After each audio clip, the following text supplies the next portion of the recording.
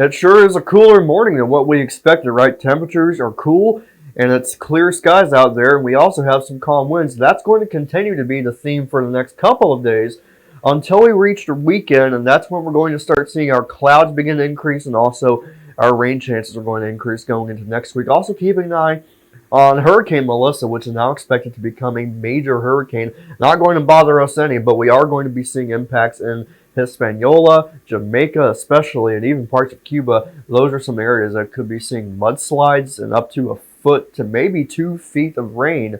Thankfully, though, that's not going to be bothering us right now. Thursday at 8:18, nothing showing up on the Doppler radar and nothing on the satellite. Well, it's too early right now to see anything on the visible satellite, but look up to the north.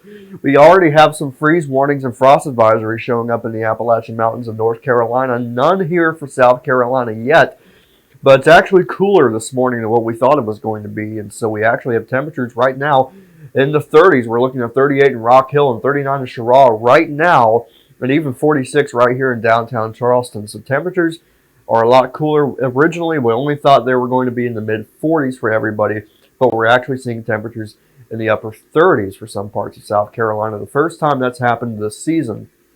And temperatures are still expected to peak around 75 this afternoon. Winds are going to be calmer today than when they were yesterday. Still out of the west, but say on the order of 2 to 5 miles per hour. And then tonight, we're expecting temperatures to get down into the low to mid-40s for everybody. Can't rule out the possibility that somebody sees temperatures in the 30s tomorrow night or tomorrow morning. And then at the coast, we're looking at 53 to 57 for everybody along the immediate coastline.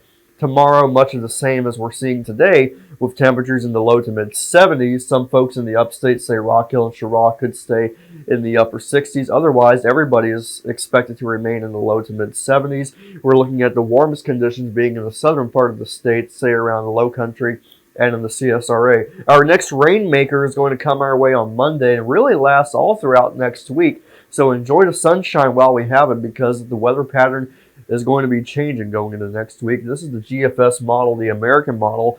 They're going back and forth between the European and the American as to how much rain there's going to be and if this is going to turn out to be a coastal low or not.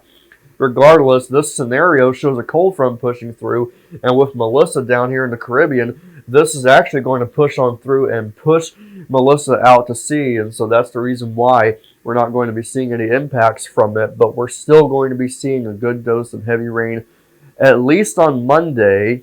The next 3 days are looking dry, but temperatures for highs are going to go back into the 60s for Sunday afternoon. And then Monday comes our rain chance.